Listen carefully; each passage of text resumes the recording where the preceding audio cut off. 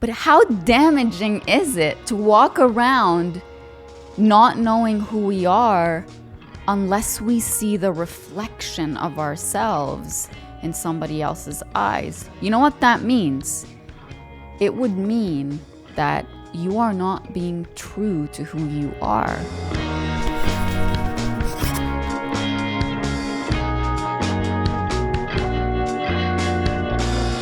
Hi everyone, welcome to another episode of Beyond Words with me, Najwa Zabian. I've always believed in the power of words to heal what they didn't break and in their power to break what they had no right in breaking.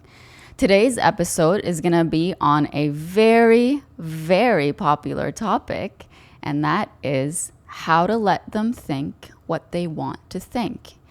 It's so hard to look at someone you never thought would think of you a certain way and see that they're thinking of you that way, especially if it's the worst possible way they could think of you. They look at you and they mistaken your intentions. They look at you as a terrible person when you know you're a good person. They look at you as somebody who is manipulative when you know you're not being manipulative. They look at you as somebody who is trying to take advantage of them or others when you know that you're an extremely selfless person and you've done your absolute best to not be that and to not behave in those ways. It's really hurtful. So the first thing I want you to do is to acknowledge the pain that comes with people thinking something that's not true about you.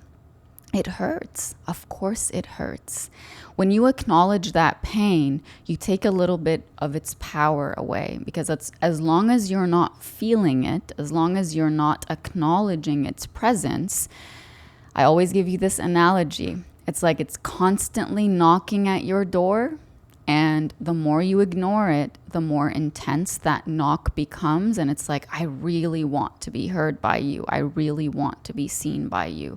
When you acknowledge the pain of being seen in a way that really isn't you, that gives you power to decide what you're going to do based on that pain.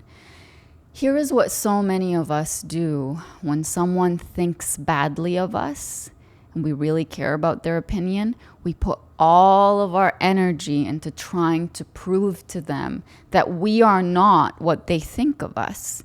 But what happens when you try so hard to convince someone who's so committed to misunderstanding you that you are not the thing they think of you? Like, really think about that. What happens inside of you and what are they perceiving? If they've already made up their mind about you and they see you a certain way that's not based in any truth, and what you're doing in return is saying, please let me prove to you that that's not who I am, you are putting the power of who you are and how you are seen in their hands. If you prioritize the opinions of others about you over your own knowledge of who you are not your number one advocate. You are not your own person. You are not acting upon the self-love that you know you deserve. If you prioritize their opinions of you over your own opinion of you, then you are going to sway in whatever direction their opinions take you. There's a really popular quote that I used to hear that says, I am not who I think I am who I think you think I am. I'm sure you've heard this before. But how damaging is it to walk around not knowing who we are unless we see the reflection of ourselves in somebody else's eyes? You know what that means? It would mean that you are not being true to who you are. You are being true to who you want to be seen. And what happens when you are being true to who you want to be seen as versus when you are being true to who you actually are. It means that when you are not being seen by others, you are not the same person. You are not authentic. You are not the real image and version of who you are on the inside. It's an invitation for you to start truly getting to know yourself when you find yourself prioritizing the opinions of others towards you versus your own opinion, your own knowledge of yourself. It's an invitation to start getting to know who you are. So we talked about acknowledging the pain that comes with people seeing you in a way that doesn't resemble who you are or doesn't truly reflect who you are. The second thing that I want to say is accept that their opinions of you are not your responsibility. Their opinions of you are not your responsibility. Your responsibility is who you are. Your responsibility is what kind of work are you doing on yourself to become a better person? Your responsibility is what places within your soul do you find need healing and fixing and mending and attention, that you are actually giving those pieces of you what they need. That's your responsibility. Your responsibility is to be a truthful person. Your responsibility is not to convince someone that you're a truthful person. Your responsibility is to be a loyal person. Your responsibility is not to convince someone that you're a loyal person. Your responsibility is to be a person of your word. Your responsibility is not to convince somebody that you are a person of your word. It's not to convince somebody that when you say something, you mean it. When your energy goes into being truthful and loyal and true to yourself and a person with purpose, your energy is going into all the right places so that this core of yours that you are working on, once you start projecting that core into the world, it's just clear who you are and what you stand for. But when your energy goes to, I need them to see me as a truthful person. I need them to see me as a loyal person. I need them to acknowledge that I'm a good person at my core. I need them to acknowledge that there is absolutely nothing wrong with me. Then your energy is on them. Your energy is on trying to figure out what is within their soul that needs fixing and mending and healing. And that's why you pour yourself into other people. And you end up feeling empty. And it's like, you know deep down that there are things within you that need attention, but somehow something tells you they need it more. They must need it more. Like, I know more, therefore, there's always time for me to work on myself, but I need to work on them. They need that. Third strategy, stop carrying baggage that nobody asked you to carry. When someone comes into your life, it's very tempting to look at all the things from their past that they are still carrying with them that they haven't resolved and say, I'm going to carry all of this and take the responsibility of helping you take it to other places and helping you sort it out and open these bags and put this thing where it belongs and that thing where it belongs. And that person looks at you at some point and says, I never asked you to do any of that.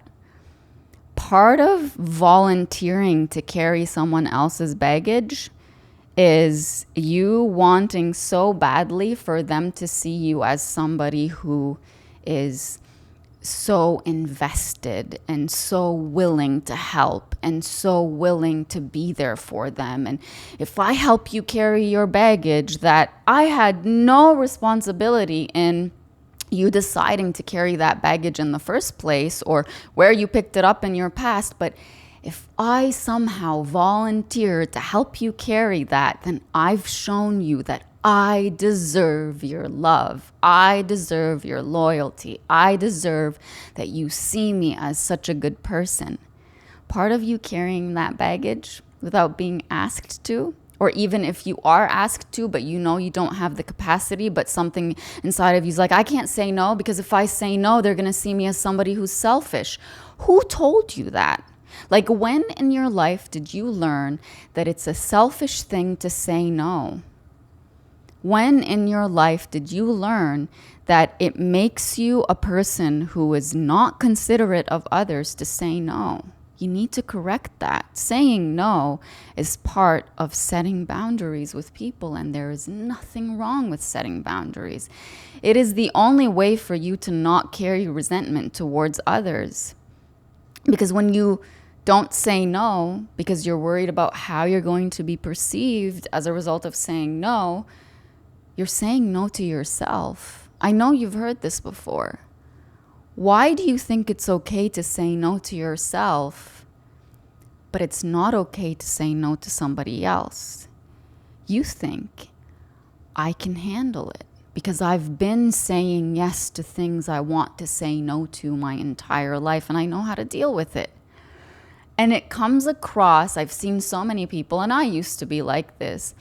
It comes across as, oh, you've fallen into the victim mentality. You walk around and you say, that's just how my life is. I'm not somebody who can say no. I'm not somebody who can put myself first. It's just, that's who I am. And it becomes part of your identity that kind of brings you down, but at the same time, it makes you feel a little bit better about yourself because you're trying to tell the world, hey, I self-sacrifice so that everybody else around me is happy.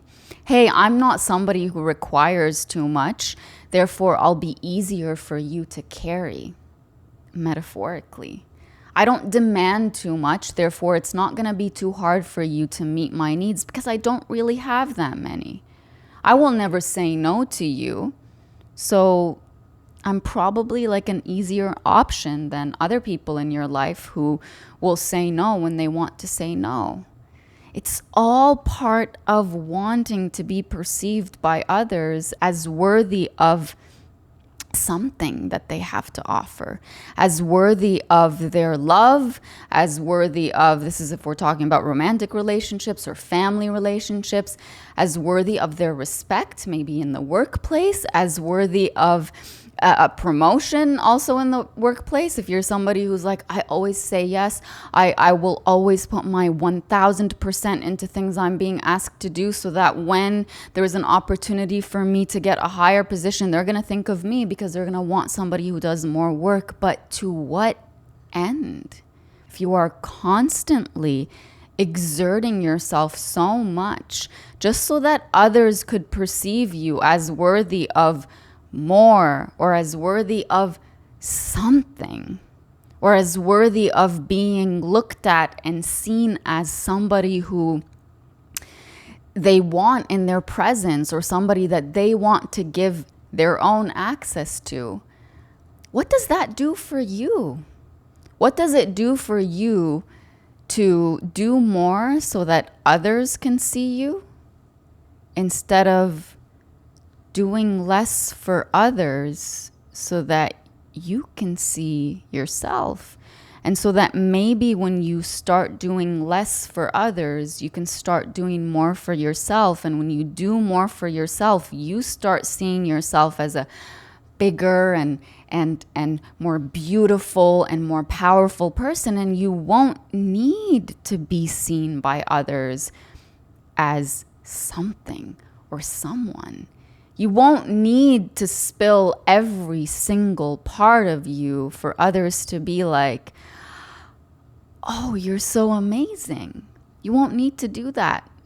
Feel depleted yourself at the end of the day, but as long as they see you as something and as long as they see every part of you, you're okay with that. What's the point? Ask yourself that question. What is the point of all of this work that you're doing to try to change the way that people see you? Work on changing the way you see you, and the people whose opinions you care about will change. You will stop caring about the opinions of those committed to misunderstanding you.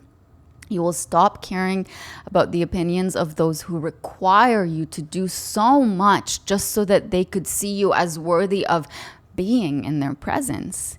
You will stop needing the validation of those who have a certain worldview that says that everyone like you is manipulative or everyone like you is trying to get something out of them. You will start surrounding yourself with people who have a clear vision and who are willing to see you for who you are without you trying to prove to them who you are.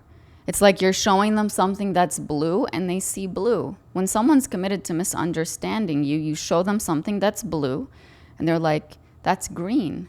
And then you work so hard to convince them, no, it's blue. And look, everybody else sees that it's blue. Why can't you see that it's blue?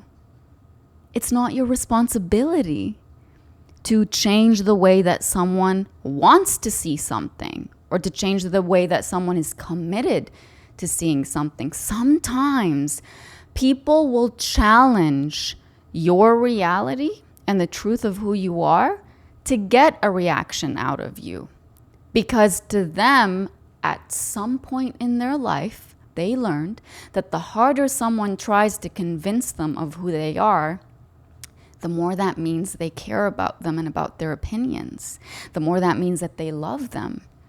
So that's how they derive care from others and they derive love from others. And that's how they form the image of themselves that they want others to see, and they validate for themselves that that's the right way to be. When they get a reaction out of you, they're like, I got her, or I got that person, because they're trying so hard to convince me of something that I already know. It's true, but I'm just doing this to get them to be more emotionally hooked, because the more they care about my opinion, the more that means that I can manipulate them and get whatever I want out of them. The third strategy I'm going to give you to let people think whatever they want to think of you is stop trying to select the character that you are in their story. They have you as the villain. You know you're not the villain, but it doesn't matter what you do. If they see you as the villain, even if you do the right thing, they're going to say, well, you're the villain, so you're doing the right thing to manipulate me. Like they've already committed to the way they want to see you. And you're like, I don't want to be in that character, but that's the character that they have placed you in. That's the script they gave you. So it doesn't matter if you do everything right. At some point, you're going to be revealed as the villain. They know that because they've selected that role for you. So when you try so hard to be like, I don't want to be the villain, I want to be the hero of the story, well, maybe they see you as the villain because that's the only way for them to see themselves as the hero. If they can overcome whatever it is that you are, whatever it is that you're doing. Think of, for example, when a relationship ends and the person that you were with goes around and says all these terrible things about you, or if a really good friendship that was long-lasting or short-lasting, but it was deep, had that deep bond, ended. Or if you were so close with your family and at some point they decided we want nothing to do with you, when a really strong bond ends and you were at one end of that bond, the other person, if they are so committed to making you look bad so they can justify what they did to you and how they treated you, there's nothing that you can do that's going to change that. Some people are so driven by their ego that they need to paint you as the bad person so that they could not carry the responsibility of what they did and not take accountability. And they think if I beat you to painting you as the bad person, then everybody's going to believe me and nobody's going to believe what you have to say. They're going to think, well, you're only saying those things because the other person said those things about you. The best thing you can do in a situation like that is, instead of caring so much about what this person who you ended a relationship, a friendship, a family relationship with, a professional relationship with, it's not just about no longer caring about what that person thinks of you. It's also no longer caring about what everyone around them who's going to listen to all these stories that they have to say about you. You want to stop caring about what those people think as well. And the best way to do it, this is going to sound so counterintuitive, because there's a part of you that's like, no, I need to tell my truth. You are your truth. Like, your existence is your truth. The way that you carry yourself is your truth. People who are willing to believe what somebody else says about you without talking to you or without giving you the benefit of the doubt, we're already waiting for that story to come out to say, see, I knew how that's how you were. They were waiting for that. Or maybe they weren't, but think about what that says about their character, that they so easily believed something about a person without confirming with that person, or without willing to give that person the benefit of the doubt. Stay still and continue to be who you are. And with time, as much as it's going to hurt you in the moment to know that so many people think something of you that isn't true, the more you stay still and not react to every single thing that you hear about you and try to correct it, the more your energy is going to go into building that core of yours that we talked about. If they're saying you're a liar and you know you're not, instead of focusing your energy on trying to prove them wrong by saying, I'm a truthful person, just be a truthful person. Just be a loyal person. Just be a person of your word. You don't need to prove that to them or to the people that they are spewing all of these lies to. The more energy you put into building your own self, the less energy goes towards other people, and the less you will care about being around people who don't really see you for who you are. That's why you hear people who give life advice and they say, I'm 50, I'm 60, I'm 70, and one of the best pieces of advice I can give you is find a few really good friends, a few really good people who see you for who you are. That's more important than knowing more people. It is more important to be known by someone, truly known by someone, than it is to be, oh, we have a connection. I know that's an acquaintance. I know that person. Look at all these people who know me. What does that really mean? Do they really know you for who you are? It's better to have one person in your life who can sit with you and fully be able to see you for who you are, and know that even if you were to step out of character, they know something must have happened for you to step out of character. They are there to advocate for you. They are there to understand why it is that you felt the way that you did that pushed you to behave in a certain way. It is better to have one person like that than to have 1,000 people who know your name and who invite you to things and say, let's go do this, let's go do that, and just fill your time. To live a meaningful life is to be around people who truly and genuinely know you. This leads me to the fourth strategy. Focus on living your life instead of proving to others who you are or what kind of life you're living. It's really hard in this age of social media where everybody wants to project a certain image and say, look at the relationship I'm in, and look at the thing I just bought, and look at the things I just received, and look at all the love I'm surrounded by, when really it's all for the camera. And we see this over and over and over again. You see a perfect relationship on social media, and out of the blue, everything comes out. And it's like, it's not just that it's bad. It's like a lot worse than you ever imagined it could be. But think about what it is that keeps people trying to project a certain image. Again, remember that quote I said earlier, I am not who I think I am who I think you think I am. So if you see me as somebody who's in a great relationship, then I feel like I'm in a great relationship. But deep down, I know I'm not.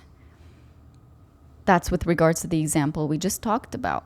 Or if I think that you think that I'm a great friend because of something I shared that I did for a friend of mine, then that makes me feel like I'm a great friend. But deep down, I know that when my friend calls, I don't pick up, I don't listen unless somebody's watching who's going to see me a certain way. When you focus on proving to others what your life is like and who you are as a person, you lose the plot. You don't really live your life. You live it for others. You just operate to get validation from the outside. And it feels so good to get validation from the outside. I'm not saying it doesn't. It feels so good to have somebody tell you, oh my God, you're amazing. And we need that in our lives. But we need that to be based on the truth of who we actually are and how we are actually living our lives. Not based on an image we've crafted so that others could see us a certain way. Right? When somebody says, I love you, there's a difference between it feeling good internally because you know they actually love you versus knowing that they're saying it because they're trying to get something out of you. So when you say words to people or show a certain life to people that isn't true, you know deep down inside of you the difference between that life being real and true and it just being a means to an end. I'm trying to manipulate the way that you see me. Try to be true to yourself as much as you can. And I think this is a great invitation for you to reflect on the words that you use with others and to reflect on, like, ask yourself before you put anything out there, whether it's on social media or whether it's you're saying it to somebody because you want them to see you in a certain way. Before you send it, before you say it out loud, before you put it online, ask yourself, what's my intention behind doing this? Do I really mean it? Or do I want to get some type of validation for it? Is it real or do I just want to get some kind of validation for it? Focus on living your life, and trust me, when you do, you see people who see you in a way that doesn't resemble you, and you think, okay, that doesn't mean anything to me. I don't need to be so attached to the way that people see me. The people who matter to me know me for who I am. That's all that matters.